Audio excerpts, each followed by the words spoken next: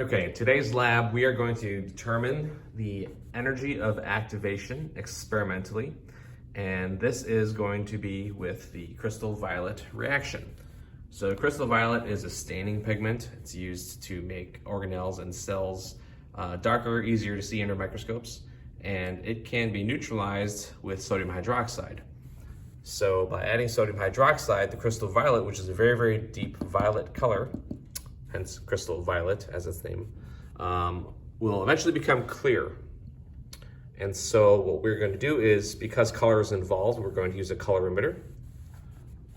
Remember, with a colorimeter, there is a laser in here that sends the light through the solution, which is received by the optical eye, and the amount of light that that goes through determines what we call the absorbance, right? How much light was absorbed.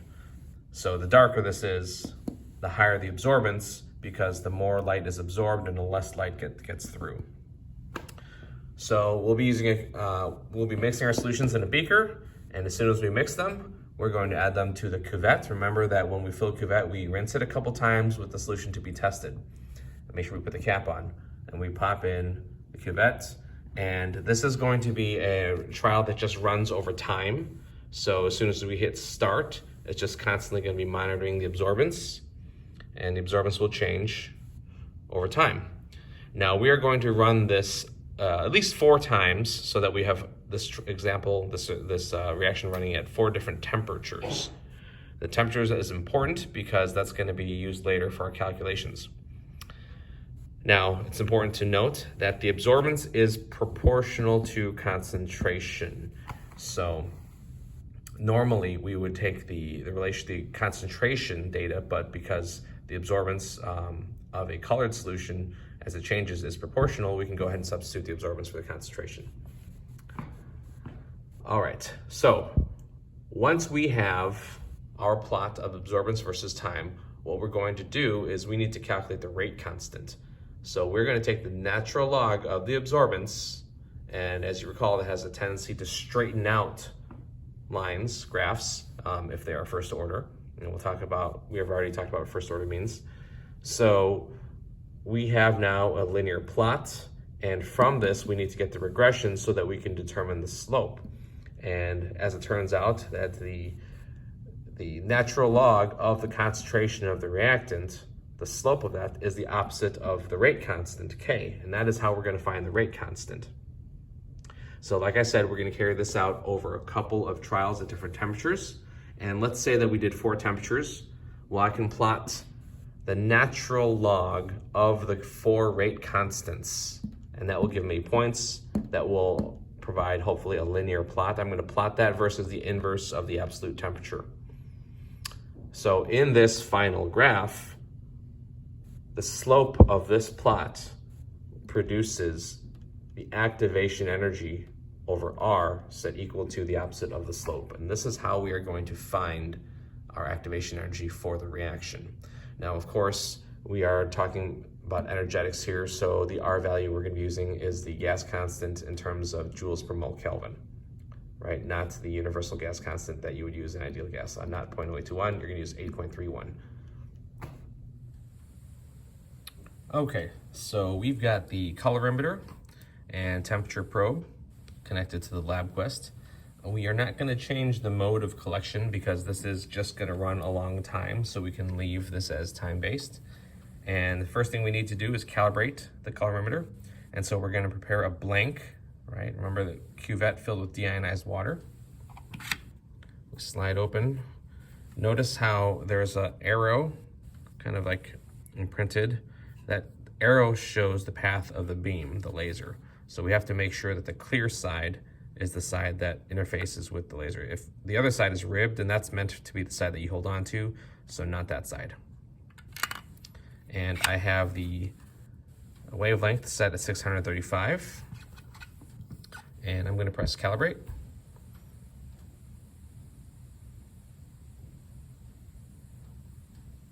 Okay, so we're now calibrated at 635 nanometers. So effectively we're sending like an orange light through the colorimeter. All right, next I'm gonna measure out my solutions and mix, and then we'll run our first trial. Okay, so now I'm gonna drop 10 milliliters of each reagent, and I'm gonna mix them in this little mix beaker here. And then right after I mix them, I'm gonna have to be fairly brisk with rinsing the cuvette and getting the cuvette in the colorimeter. So there goes the crystal violet.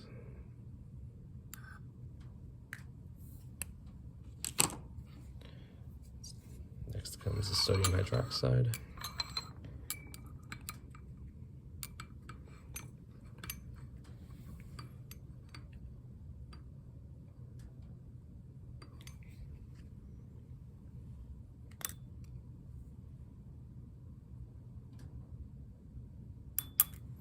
All right, so they are mixed.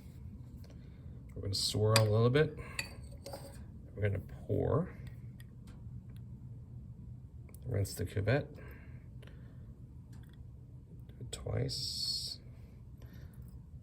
The third time, we just need to go past halfway.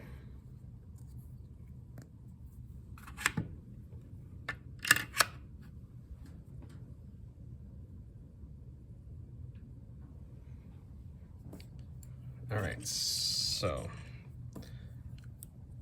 this is running versus time automatically. Now we do have two, I need to change this to one graph, so no problem. Go to graph options and uncheck graph 2.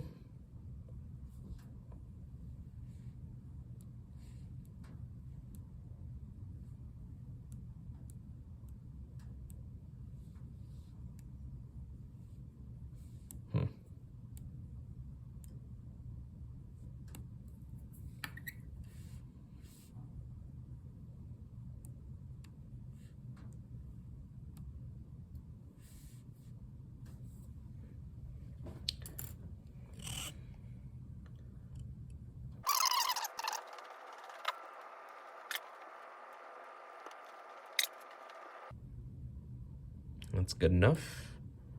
Okay, so that's the absorbance versus time for trial 1. And the temperature at which it took place, 22.9, although it warmed up a little bit. I think it was 22.7 when we started. So we are going to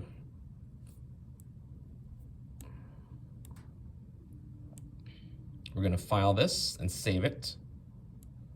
And we're gonna prepare our next trial at a different temperature. Okay, this is trial 2. The starting temperature, 27.3 degrees. Make note of it. I'm gonna take the probe out now. So I've mixed the 10 and 10. Oops, let's not start that yet. And so I'm going to rinse the cuvette.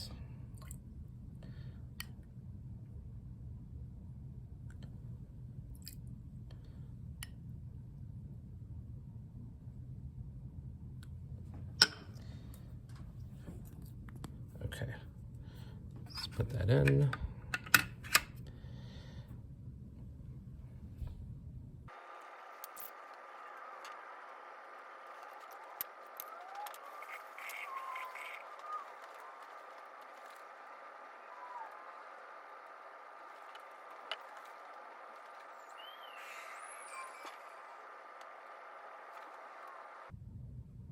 Okay. So that's trial 2. And we did have some aberrant data with some bumps here earlier on. It must have been, maybe I didn't do a great job mixing initially. That's not gonna help our data. So we don't want to include that later on when we do analysis. So I'm just gonna nip that in the bud now. So I'm going to go to analyze and, oops, actually I have to do that. Sorry, I have to do that in the data table. I'm going to table and strike through that data. And so now it's not gonna mess up our slope calculations later on. So we're gonna store this so we can prepare for trial 3.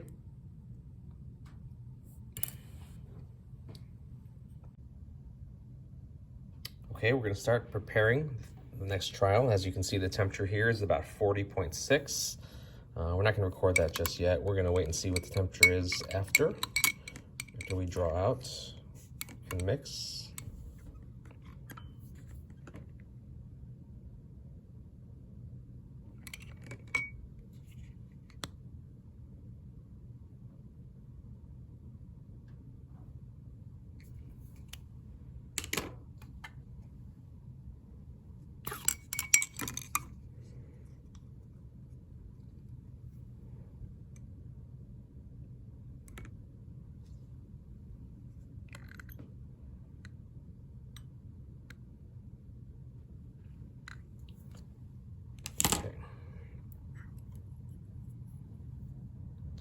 We'll mix a little bit better this time than I did last time, so we don't have those weird bumps.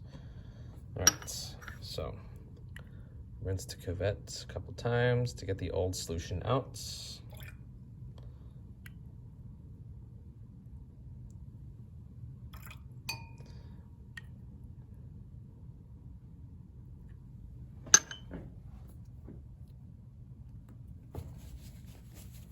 Okay, take note of the temperature, 38.5, and we start.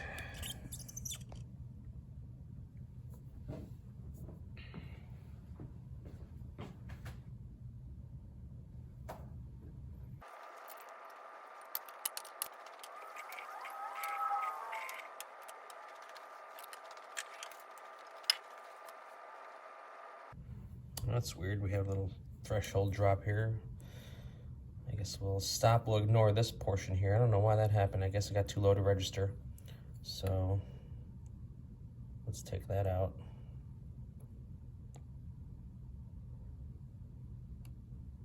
And let's store that. Okay. Okay, we're ready to prep a fourth trial. I think I'm gonna do 5 trials overall, even though the lab calls for 4. More data is always better. So,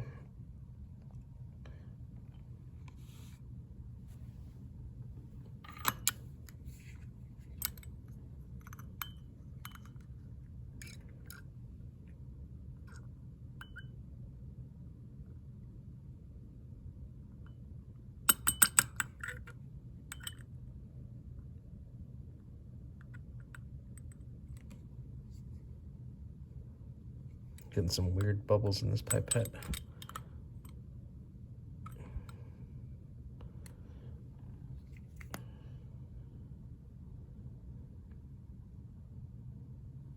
Sodium hydroxide.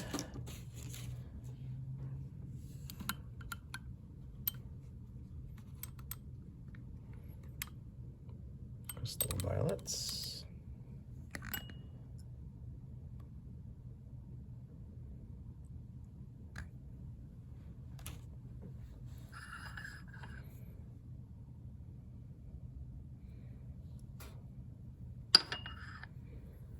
And we'll rinse.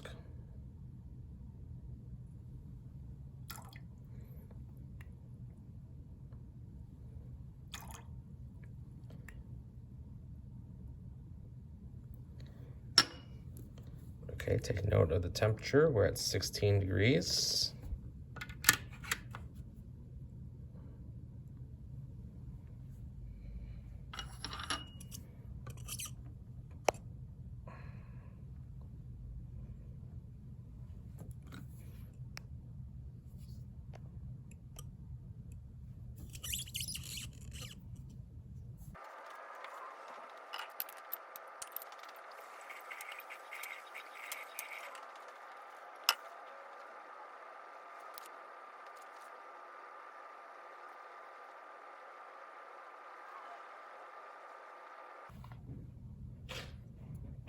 All right, that's done.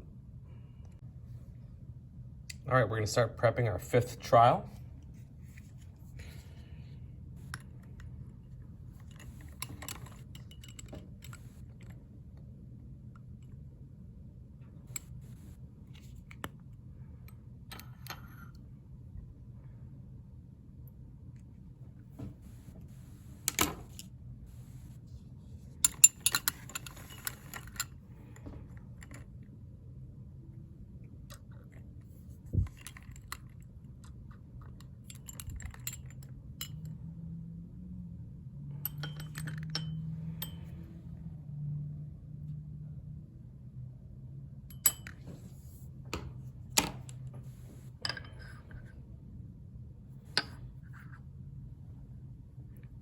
rinse the cuvette.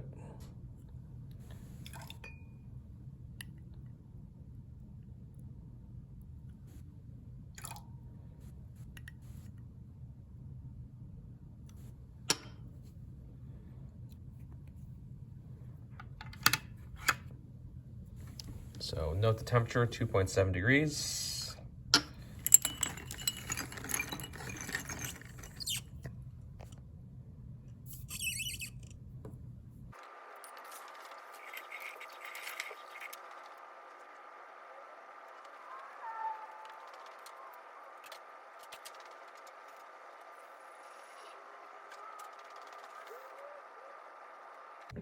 Looks like a good place to stop.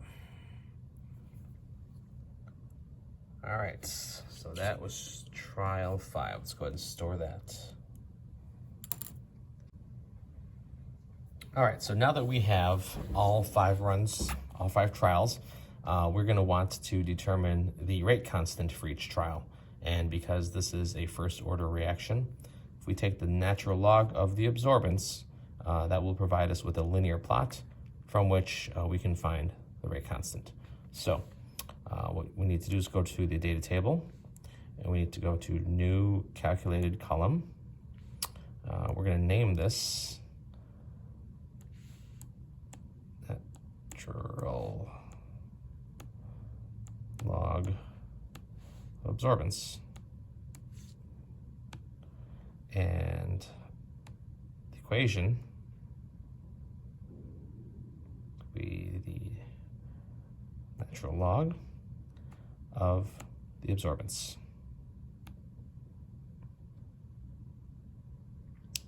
So here we have the natural log runs for all of our trials here. So we have, I'm seeing 4 lines. Oh, I see the red line is hidden.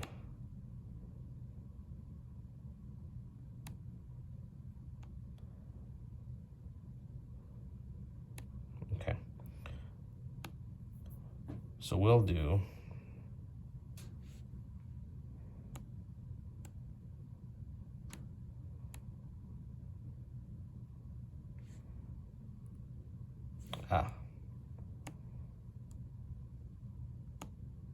here we go. So let's gather our slope for run 1. So I click and drag, analyze, curve fit. This is going to be linear now. All right, so for trial 1, our slope is negative 0.0046958, but we're going to record the K, which would be the positive of that. So positive 0.0046958. Okay, and so now we're going to run to trial 2.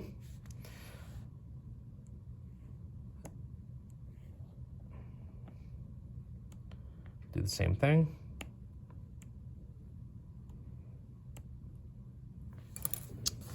So for trial 2, it's a positive 0.005092.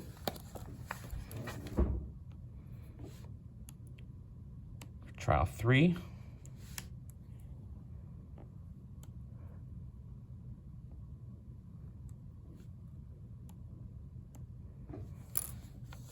it's a positive 0.010441. Trial 4,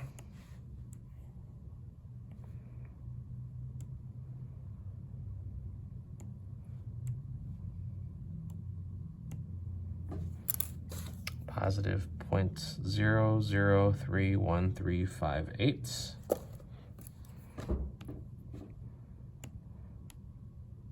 And for trial 5,